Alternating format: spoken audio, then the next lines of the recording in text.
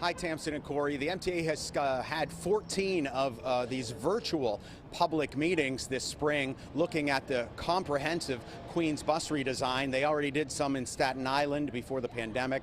Some Bronx routes will change. They've gone through the process and will actually change at the end of this month. But some riders in Queens want to have more of a conversation about it. And tonight they've scheduled their own workshop in person. They want to talk. Any change to bus service is always the talk of the bus stop. Riders have their own suggestions, and there seems to be one common request. It would be nice to have more service out there for everyone. This is the first major redesign of bus routes in decades. In Queens, the bus is essential for commuters who have fewer subway options. The MTA has been holding virtual meetings this month in each Queens community board.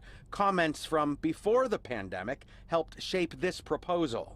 Charlton D'Souza founded a transit group called Passengers United. They organized an in-person meeting in College Point Monday night, which will also be live streamed. What the MTA is scared of is they didn't want people screaming at them. That's what they're afraid of. They can't control this meeting.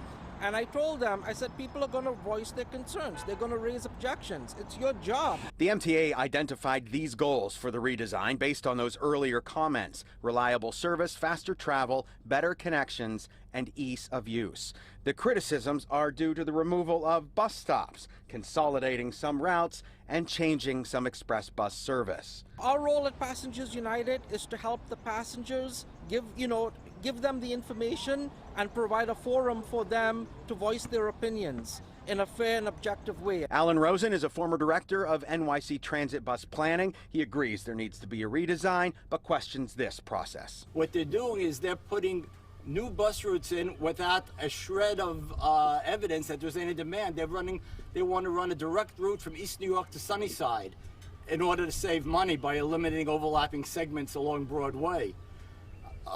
That's not how you plan a bus route.